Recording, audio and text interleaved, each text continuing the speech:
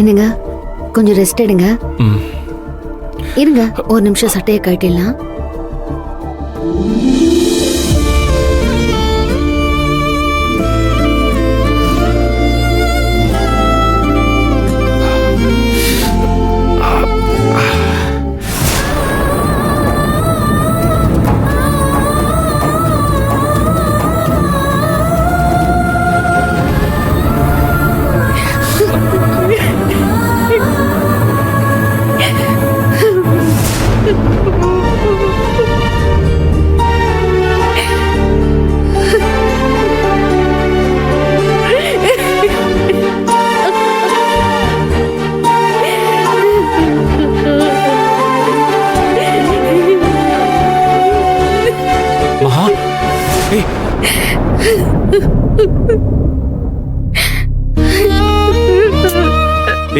எதுக்காக அழற?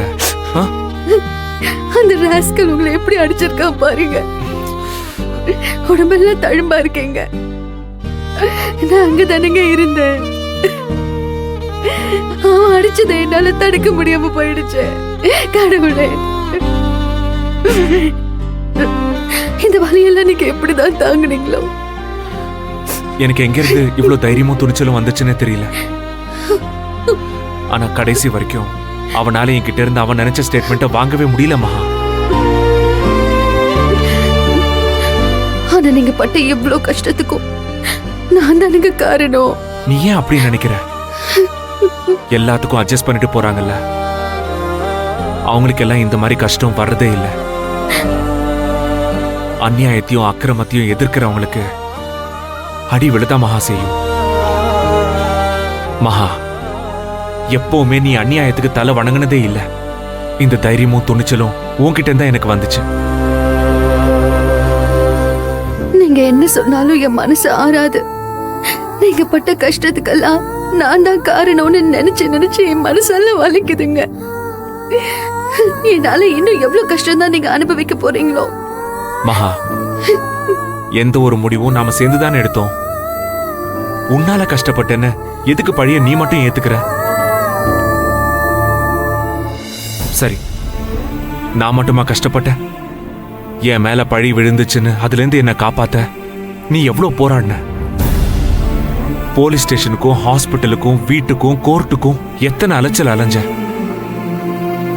தீர்ப்பு சொல்ற கடைசி நொடி வரைக்கும் அலைஞ்சு அலைஞ்சு ஆதாரத்தோடையும் சாட்சியோடையும் வந்து நின்னிய.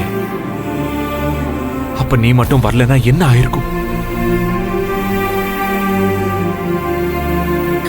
நீங்க என்னதான் சமாதானம் சொன்னாலும் என்னால ஏத்துக்கவே முடியலங்க. நீங்க பட்ட வலி, அடி, அவமானம் எல்லாத்துக்கும் நான் தான் காரணம்.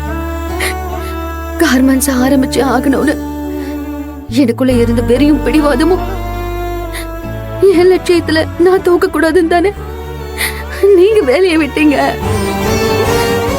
இப்ப நடந்த எல்லா பிரச்சனைக்கும் அதுதாங்க ஆரம்ப புள்ளையே. அப்போ என்னால தானே உங்களுக்கு இத்தனை கஷ்டமோ? நல்லது கெட்டது எல்லாத்துலயும் நாமன்னு உன்னையும் என்னையும் நான் சேர்த்துதான் பாக்குறேமா. நீ என்கிட்ட இருந்து உன்னை பிரிச்சே பாக்கல. நீங்க உங்க மனசாட்சியை தொட்டு சொல்லுங்க. இப்படி ஒருத்தைய கட்டினதுனாலதான் இவ்வளவு கஷ்டமும் படுறோன்னு. என் மேல உங்களுக்கு எப்பவுமே கோவமே வந்தது இல்லையா? அது எப்படி வரும்? எப்படிங்க வராம போகும்? வராது. ஏன்னா நீ என் பொண்டாட்டி.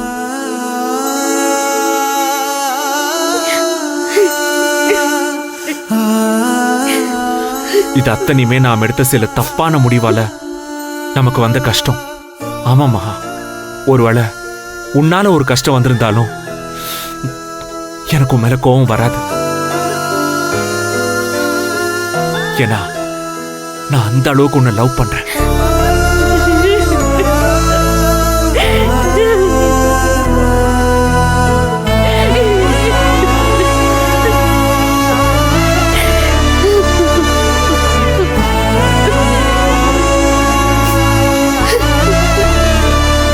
மகா, இந்த மாதிரி ஒரு புருஷன் கிடைக்கிறதுக்கு நான் கொடுத்து வச்சிருக்கணும். ஏன் நான் மட்டும் என்ன, நீ எனக்கு கிடைச்ச வரம்.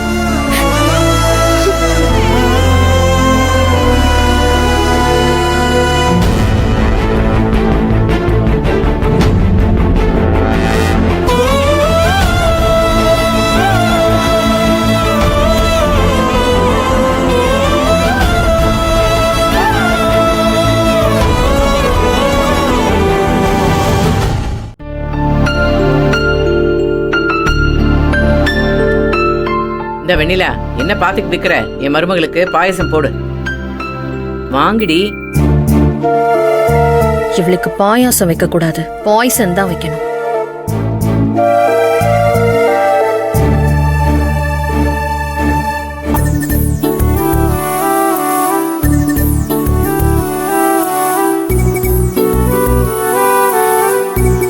இந்தா பொரியல் வை.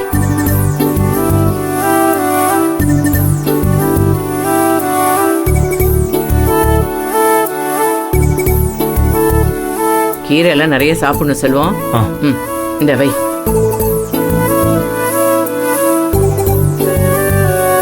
அப்பளம் வை. சாப்பிடுங்கப்பா.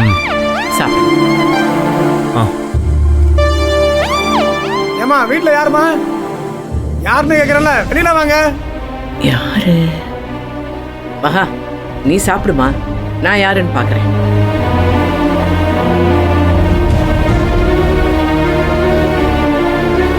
அம்மா வீட்ல யாருமா? யார் இருக்கீங்க?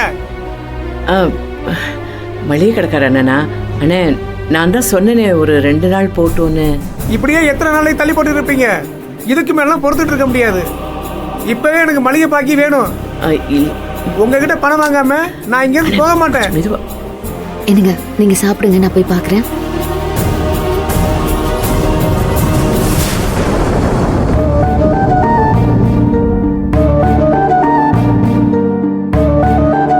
அண்ணா ஒரு 2 நாள் பொறுத்துக்கு. அதெல்லாம் முடியாதுமா.